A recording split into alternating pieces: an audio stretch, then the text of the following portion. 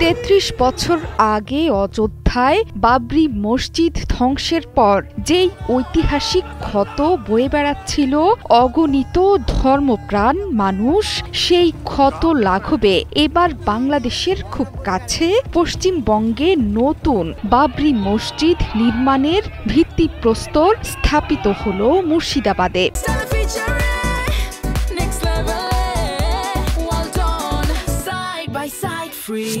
শনিবার রেজিনগড়ে ঢল নামে মানুষের তৈরি হয় মহা মিলন মেলা। নিজ নিজ কাঁধে ইট বয়ে এনে ইতিহাসের সাক্ষী হতে চেয়েছেন বহু মানুষ।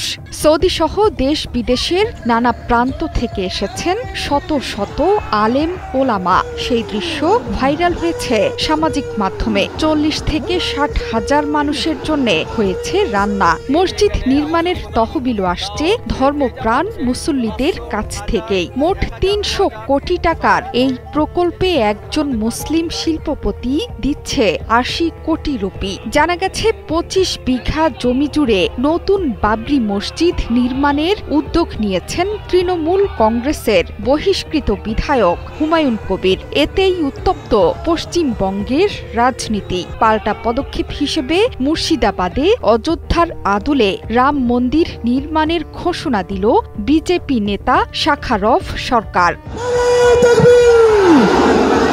মুর্শিদাবাদে মসজিদ নির্মাণের ঘোষণা থেকেই শুরু হয়েছিল রাজনৈতিক শোরগোল। ভিত্তিপ্রস্তর স্থাপনের পর সেটি আরও তীব্র হয়েছে। পাল্টাপাল্টি বক্তব্য আর কর্মকাণ্ডে রীতিমতো উত্তাল পশ্চিমবঙ্গের রাজনীতি। যখন বাবরি মসজিদ নিয়ে চারদিকে শোরগোল, মুসলিমদের মাঝে আনন্দ আয়োজন, ঠিক তখনই পাল্টা মুর্শিদাবাদে রাম মন্দির নির্মাণের ঘোষণা দিলেন বিজেপি নেতা শাখারফ সরকার। অযোধ্যার রামলালা মন্দিরের আদলে বহরমপুরে মন্দির তৈরিতে ভূমি পূজা ও ভিত্তিপ্রস্তর স্থাপন করেছেন বিজেপি নেতা।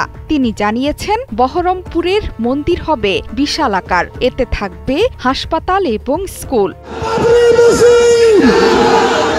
বিধায়ক হুমায়ুন কবিরের বাবরি মসজিদ নির্মাণের ঘোষণা এর পাল্টা হিসেবে বিজেপির রাম মন্দির নির্মাণের ঘোষণাকে কেন্দ্র করে পশ্চিমবঙ্গে রাজনৈতিক বিতর্ক প্রবল হয়েছে। মসজিদের ভিত্তি স্থাপনের সময় তৃণমূল বিজেপিকে রীতিমতো তুলোধুনো করেছেন হুমায়ুন কবির। এদিন চলমান পরিস্থিতির তীব্র সমালোচনা করেছে তৃণমূল কংগ্রেস। শুধু তাই নয়, তৃণমূলকে খোঁচা দিয়েছেন বিজেপি নেতা শুভেন্দু অধিকারীও। তার মতে বাবরের নাম নিয়েই তাদের আপত্তি। বিজেপি নেতা অমিত মালব্য বলছেন, মসজিদ নির্মাণ আসলে ধর্মীয় দৃষ্টিতে নয়, বরং রাজনৈতিক ভোট ব্যাংক হাসিলের চেষ্টা। বিজেপি আর টিএমসির মধ্যে কি আন্ডারস্ট্যান্ডিং? নিজের এক্স হ্যান্ডেলে সাম্প্রদায়িকতার আগুন জ্বালিয়ে দিচ্ছে যারা, তাদের সতর্ক করে দিয়েছেন পশ্চিমবঙ্গের মুখ্যমন্ত্রী মমতা ব্যানার্জি। বাংলার মাটি কখনো বিভাজনের কাছে মাথা নত করেনি বলেও সাফ জানিয়ে দিয়েছেন তিনি।